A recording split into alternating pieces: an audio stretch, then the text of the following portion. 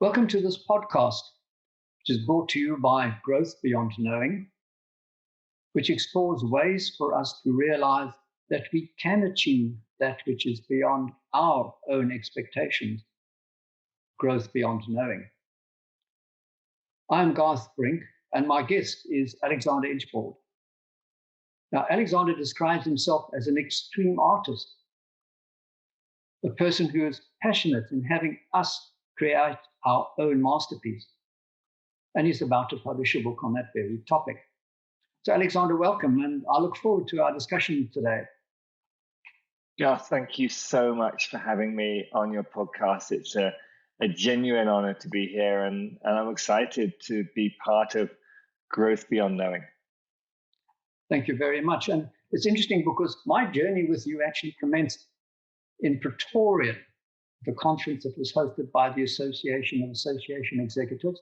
That was in 2018. And it was a journey that has been extremely interesting and profound for me, and certainly one which has led me to develop and look at developing my own masterpiece. Now, at the opening plenary session, which was interesting, you talked about relationships, you talked about personal purpose. And as I said, this resulted in me embarking on the 21-day challenge, which you ran, and finally creating my own masterpiece.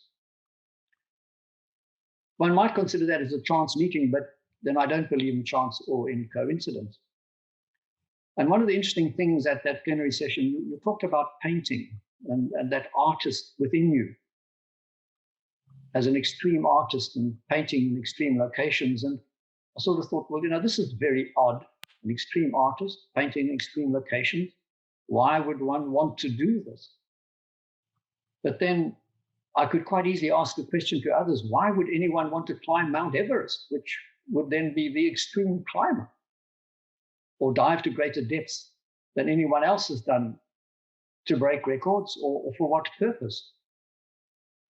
So the question I would ask of you, Alexander, is what led you to becoming an extreme artist, painting in extreme locations, and what has this meant to you? How did it impact on your life, and obviously impact on others as well? So it's an interesting concept, I think, to be an extreme artist or painting in extreme locations, and look forward to your comments on those few questions that I've posed you. Well, I think they're great questions. You mentioned climbing a mountain. Why does somebody climb a mountain? If they climb Everest, they become an extreme climber, I guess, as you said. I live here in the mountains, and I paint in the mountains. And the purpose of painting, this is a painting, this is one of my paintings behind me. This is another of my paintings, a bit dark at the moment, but it's actually quite a lot lighter than that if you can see it. So why do I go and paint in the mountains?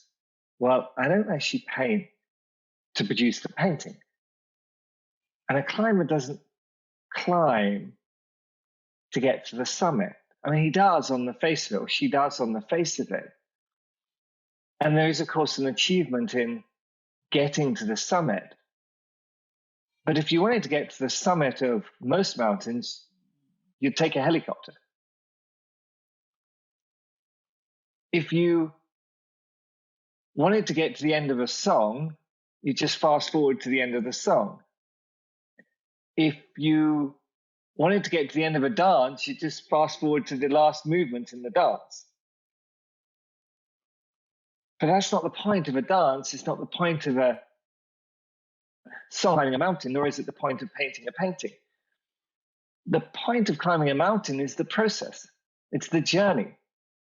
It's putting this hand in exactly the right spot, and this hand, and then that foot, and feeling in that state of flow, feeling in that state of connection, feeling that you are not separate from the mountain, but somehow you're having an experience. And it's very, very difficult to describe that experience. When you're in the experience, though, you know you're having the experience. And as soon as you get out of the experience, you try and describe the experience, and words kind of fail us. So why do I go and paint on top of mountains? Well, I can give you a logical, rational explanation that in the mountains, the weather changes faster, and the consequence of that is I get to explore how to be creative in the most extreme environments. When it snows, when it rains, when the fog comes up. But the truth is that that's just a post-rationalization of an experience. And the important thing is the experience. It's the try and describe that experience. It's the journey. Try and describe really when you're in the experience, you can feel it. You're there, and you're like, but as soon as you try and describe it, you're not there. You've stepped outside it. And then you look at that experience and you go, well, this is what happened. And other people go, oh, great. But somebody else would have an experience and they'd describe it from an entirely different angle. They're actually both experiencing the same thing, but they're using different words based on their experience and their upbringing of really what is just an experience. So why do I do it? Because in those spaces, it's amazing. It's true creation. And then the impact that it would have had on your life. And I can relate to this in the sense that when you're doing this, it's that experience. And it's only something which oneself can then try and relate as to what it actually means to one. And I'd be interested to know that, has this impacted this experience, which is difficult to describe? How has it changed your, shall I say, perspective or viewpoint on various aspects of life and the journey of life? It's changed everything, Garth. I guess my life has now become a life where I want everyone to have this experience. Not just some of the time, not just a moment, not just a second, but actually to have as much of their life having this experience, because I feel alive. I feel in harmony. I feel in balance. I don't feel like I love what I'm doing. And it's a space of incredible peace. It's a space of harmony. Some people call it flow. Like, you can put all sorts of labels on it, but it's just that feeling. So how's it shaped my life? Well, it's become my life to help other people to experience it. And you mentioned this idea of a masterpiece. But really, all the purpose of helping people to create their masterpiece is so they can have this experience again and again and again and again and again, where they don't feel separate. They don't feel like they're swimming upstream. They don't feel like they're fighting the mountain. They don't feel like they're fighting their partner in a dance. They're just in this space where they're in love with their life. And I believe that if everyone did that, then the world would magically change for good. Climate change would dissolve, inequality would disappear. All of the challenges that we face on a societal level, on an organizational level, high levels of disengagement, and on a personal level, you see this all the time, people with depression. You look at what's happening with COVID and Corona at the moment, and the impact on mental health is enormous. But all that's really happening is it's triggering an underlying truth that we don't love what we do. And so if we don't love what we do, then we suddenly realize that our life lacks some kind of meaning. And so how's it impacted my life? I found meaning, and I want other people to do the same. I think it also comes back to that concept of identifying or formulating one's purpose. Because without that, I think that the journey that one embarks upon is just one of roads that lead all over the place, but really do not lead to developing or developing this inner peace that you talk about. And that it does result in so many people, and we don't realize it to what extent we actually resist. And you talk about fighting, which in a sense is basically resistance all the time. So it is terribly important that one identifies these sort of aspects. And certainly on my road that I've shared with you, I realized the problem in the sense of what time was doing to me. And this enabled me to actually understand it and not to resist it to that same extent. But getting back to the masterpiece issues itself, because you published a book first in 2018 on balance, which I understand is looking at the balance between the outer game and the inner game. I talk about our inner self, basically, which one we don't always recognize and which we need to recognize in order to develop and to grow further. But then it's led to you now publishing a book on masterpiece.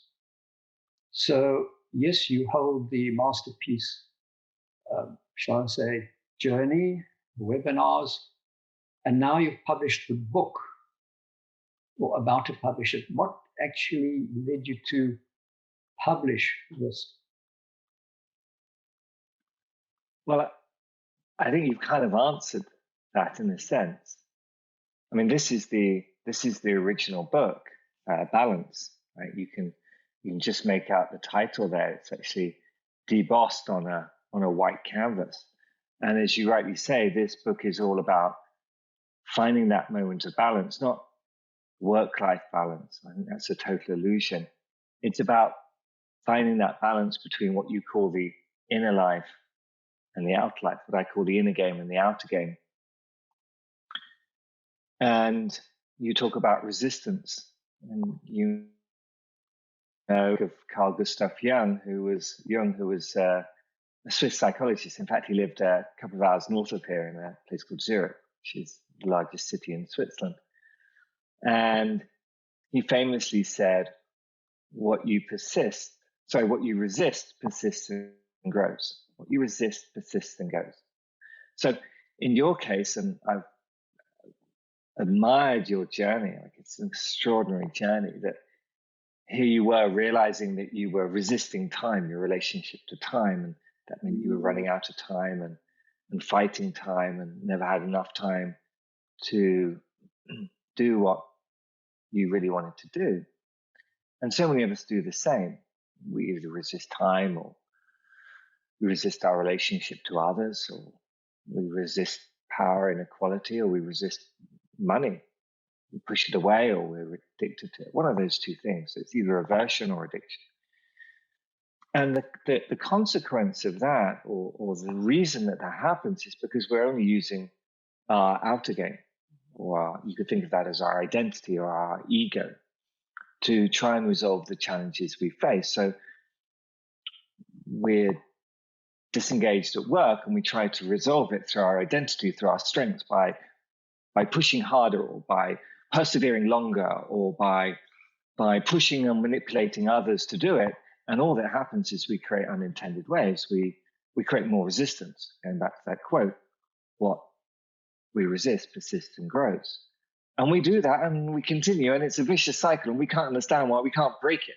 And then some of us break out of this vicious cycle, and we realize that actually our best ideas come to us when we get out of our head, when we get out of our ego, when we become consciously aware that we're not that, we're not the outer game, we're something else.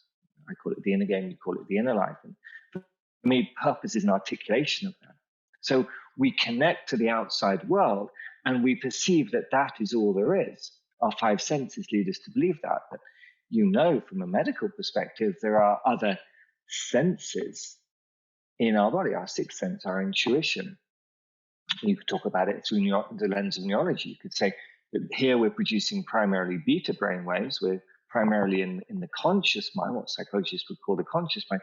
Here we're producing primarily theta or delta brainwaves, and we're primarily in what psychologists would call the unconscious mind. And then there's this bridge between the two, alpha brainwaves. And over life, we move from, we're born, and we move from delta, primary delta, all the way through to beta. But when we fall asleep or we get into meditation, we'll go backwards and forwards. And what happens is when we're breaking down, mentally we're breaking down, or we're depressed, we're spending too much time over here and not enough time over here. So all that purpose is an articulation of this to help us to rebalance, because we end up overbalancing. If you look at the world outside us, of course, we see these symptoms. We see the symptoms of inequality in the country within which you live. I mean, it's the hot pot, perhaps, of inequalities to such an extent, the melting pot, that actually you're so consciously aware of it. I actually see enormous hope in South Africa. I think actually you hold some of the keys to the challenges we face there. Climate change, I see this around me, like so warm today that my wife's sitting outside working. It shouldn't be that warm in November. The snow should be so cold. So those symptoms outside, you can bring them all the way down, as I said, to the personal level. We won't resolve them here. We only resolve them by jumping into our inner game.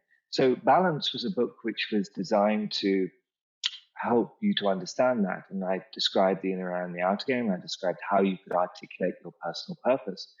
And then Masterpiece is an upgrade and a simplification. So this book is a 408-page tome. It's a pretty weighty book, right? And I think you've got a copy of it. But it's a bit complex, to be honest. It was my first articulation, my first attempt to really explain what the hell was going on. I couldn't explain it. I couldn't understand what was happening when I was painting in the mountains. These symptoms were magically disappearing. I couldn't explain what was happening when I was working with people and coaching them. So it was my attempt to explain that. I explained it, and then I went out and I used all these tools with clients when I was painting. And what I started to see is that they were true. They needed to be refined and simplified. So Masterpiece is an upgrade and a simplification of Balance. And it basically takes the same principles, but I think articulates them in a clearer way and makes it easier for anyone to create their masterpiece. And before you think I'm encouraging you just to create a painting, you mentioned you're writing a book about time, which I think is incredible, like your memoirs about time. And other people are developing programs or courses or retreats, or even some people develop relationships or businesses out of it. So your masterpiece, because you create in your own unique way, will be different than my masterpiece. But all of us have that potential within us because all of us have an inner game. What most of us have done is we've suppressed that. So Masterpiece is the journey of how do you unlock this by articulating your purpose? How do you then use your strengths in order to bring your purpose to life? And how do you change your mindset, link between the two, which often is what stops us from doing this, by changing our relationship to money, to time, to power, and to love, so that we reconnect to all of this and we become who we were born to be. And if we do that, it actually becomes inevitable that you create your masterpiece. I think this is so important because, again, in the work that I do, what one sees a lot of, I wouldn't call it distress, but concern and feelings which people try to ascribe to a medical problem when it's not really. I'm not saying that there aren't medical problems, but it's very often this conflict that arises between the outer and the inner game where there isn't that balance. And one doesn't realize that this discord can lead to so much discomfort and distress within the person, him or herself. And being able to recognize that and can certainly then change the way in which one actually reflects and sees other things happening around one. And I like the concept of the fact that there are lots of things that we can't control, but we can control our response. We can control our attitude. We can control the way in which we react to various things around us. And that surely must then impact on others around us as well, because if our response is different and more, shall we say, compassionate understanding, it's going to have such a profound effect on everyone around us. And interesting is that I went and was fortunate enough to be able to download the first chapter of your book, The Masterpiece. And there was one paragraph that actually stood out to me and actually connects with what you just described in terms of the journey. And it's not the end. One can just fast forward to the end if you want to get to the end. I think some of us don't want to get to an end, really, if you talk about life itself. And I'm just going to go through that one paragraph, which I think is so meaningful. And this is what you wrote. This journey is no fairy tale. Don't expect to live happily ever after. Creating your masterpiece doesn't stop when you place the last brush stroke on the canvas or type the end on your manuscript or finish the perfect script for your TED talk. That's just the beginning of a whole other journey. It never ends. There is no destination, no point at which it stops. We don't arrive. Life doesn't end. Even when we think it ends, it goes on.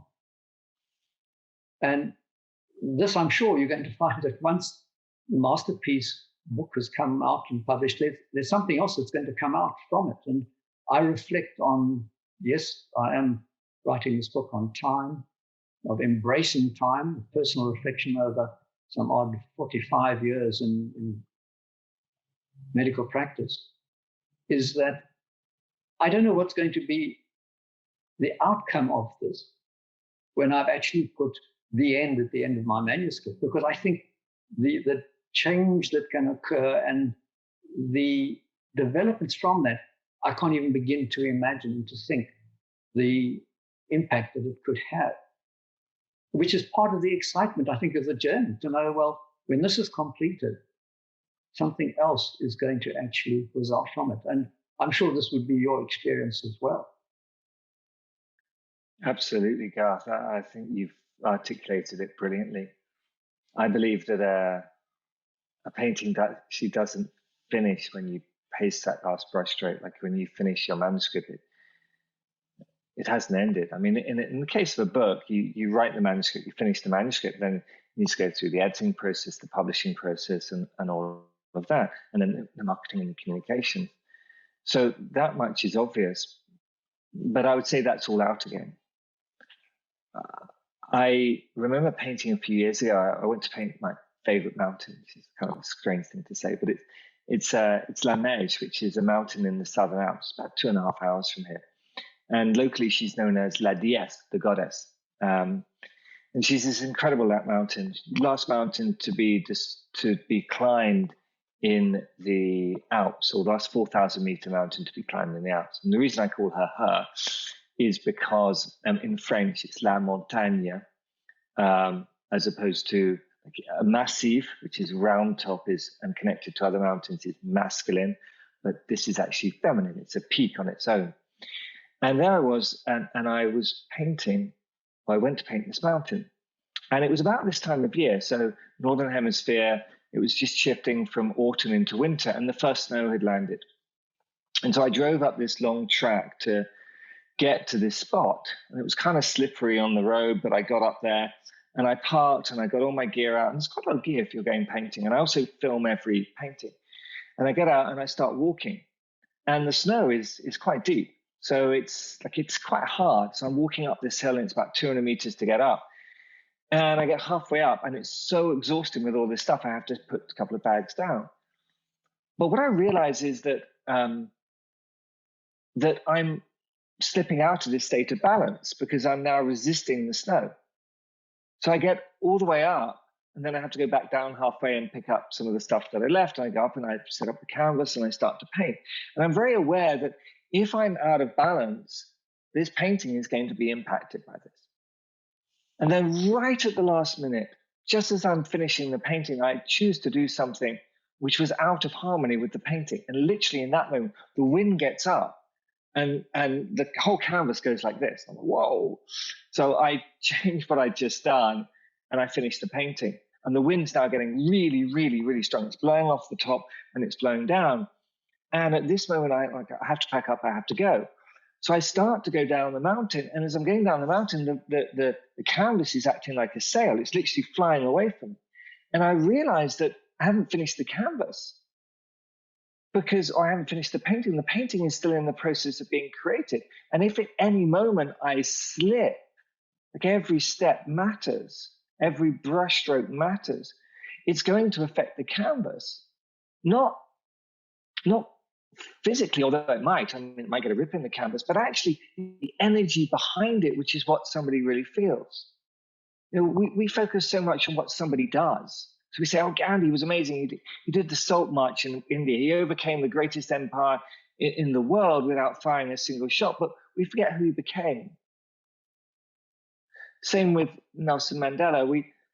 We look at Madiba and we go, oh my God, it's amazing. Like Truth and Reconciliation Committee, he stopped basically a civil war in South Africa, and he changed that country. But we forget who he became in jail in order to do that.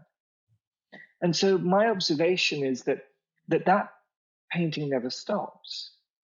Like the sunflowers, Van Gogh's sunflowers, are not actually the same the moment he finished it. And it's not because it's dated by 150 years and therefore some of the colors have faded. That's not my point. My point is that more and more people come every year to Amsterdam, obviously when the COVID restrictions lifted, but they come to that museum every year, and their enthusiasm and love for the painting changes our perception of the painting. It's a different painting because more people love the painting. And the more people that love the painting, the more people that love the painting. Okay, and it goes on and on and on. So the painting hasn't finished because our perception of it is like, oh, wow, that's a masterpiece because other people have said it's a masterpiece. So the ripples that you talk about there, you can't explain this with Newtonian logic. Like this happens and as a consequence, this happens. Maybe this happens as a consequence, that happens. But that's even a Newtonian explanation. It's like this happens and that may happen and that may happen and that may happen and that may happen. But all of it comes back to what is the energy behind that? Were you loving what you did when you did it? Because if you were, it will influence what you're creating. And if you're not, then it will influence what you're creating. So your book never ends.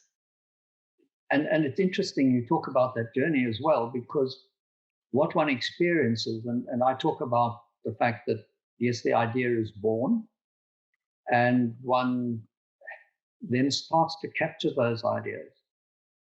And one starts to lose oneself in what one is doing. And you become one with that entire process.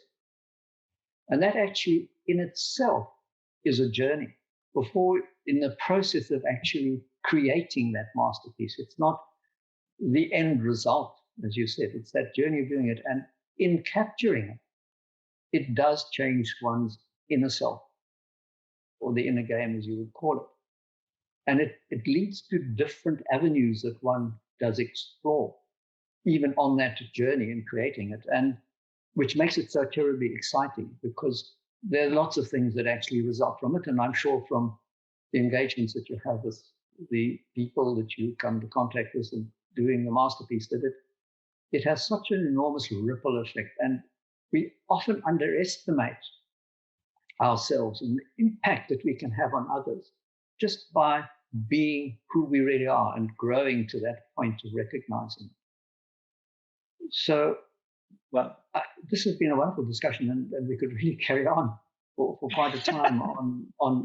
developing masterpiece and the impact that it has and the tremendous change that can actually occur from it.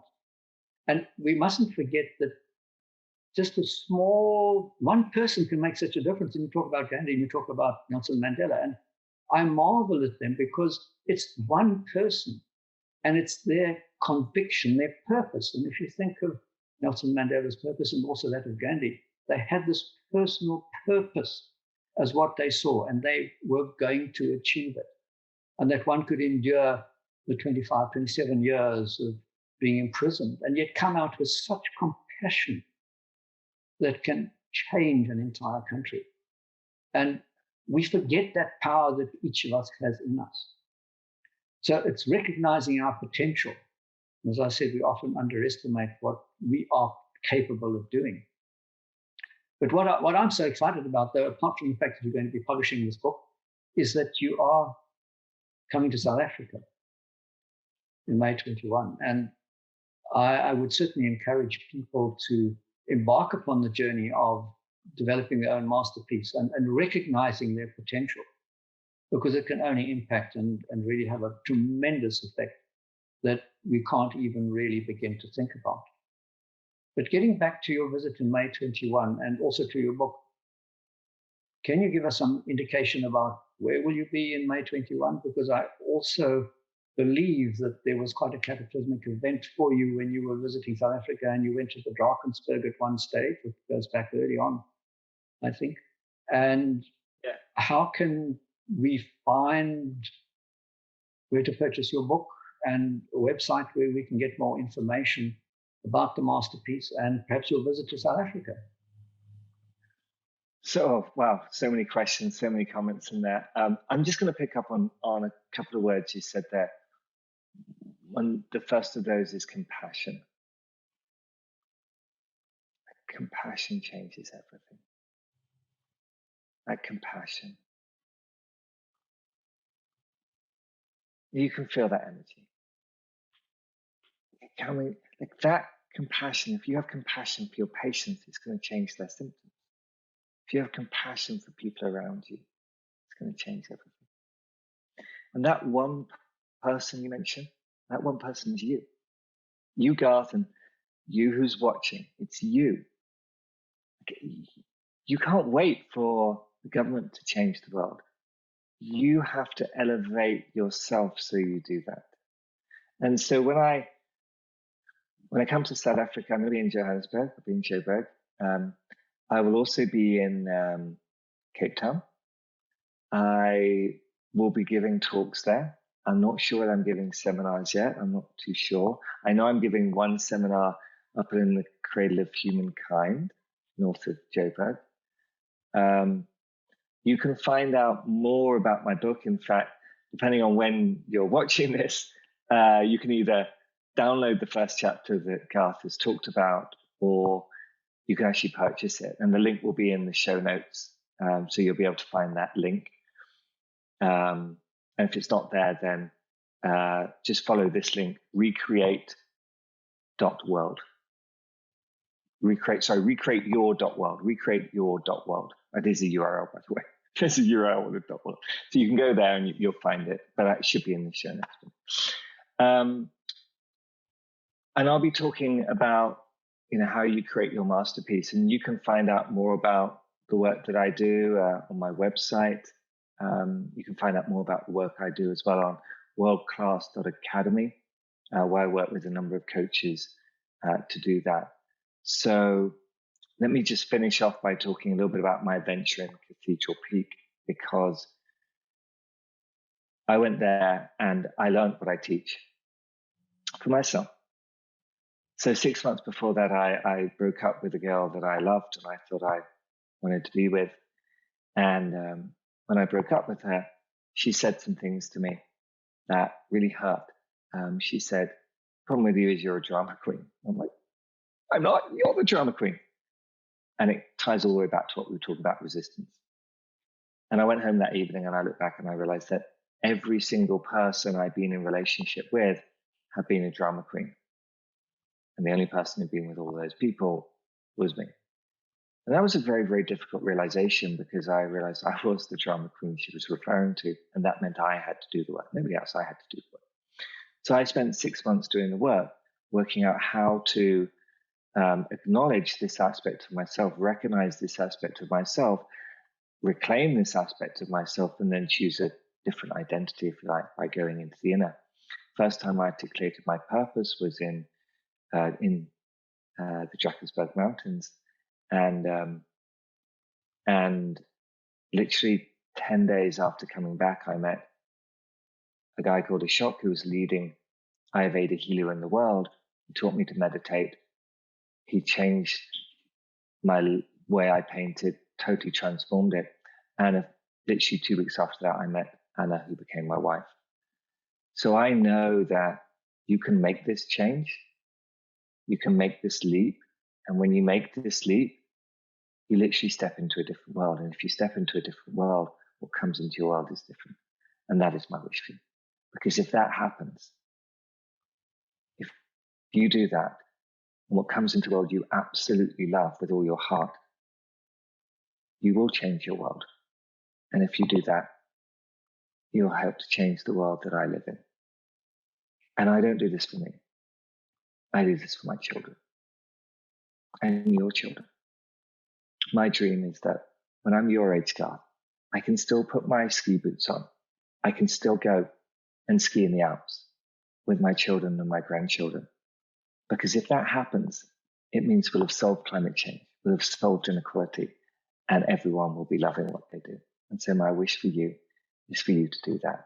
And if you'd like to, if any of this resonates with you and you'd like to join me next year when I'm in Joburg or in Cape Town, I would love to meet you, and I'd love to talk to you, and I'd love to talk to you about what you love to do.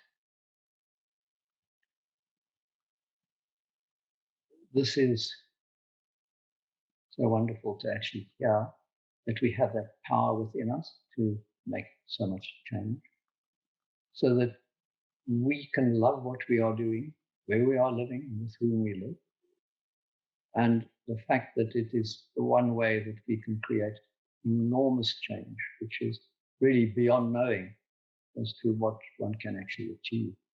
And one thing that I really would like to do, and I'm going to make sure that I endeavor as much as possible to meet up with you again in Johannesburg or Cape Town, because I think it would be so nice to see you in person. We've done a lot of virtual meetings since this wonderful pandemic has occurred, that I think it'd be nice for us to at least sit down and meet face to face. And again, likewise, I encourage those who are listening to think seriously about this and to realize your own inner potential to really promote and create change. So Alexander, thank you very much for your time and for this wonderful, insightful discussion that we've had, that we realize that the journey is what we're actually on, and that it's going to be difficult at times, but we need to be fixed on our own personal purpose. And that once we've accomplished what our masterpiece might be, it still goes on, and it still has an impact and effect on all around us. Alexander, thank you once again, and we really look forward to meeting up with you in Johannesburg or Cape Town next year. Thank you. Thank you so much. I'm looking forward to that hug in person, Garth. Indeed. Thank you so much. That's beyond knowing. Absolutely. Thank you so much, and goodbye. Thank you. Goodbye.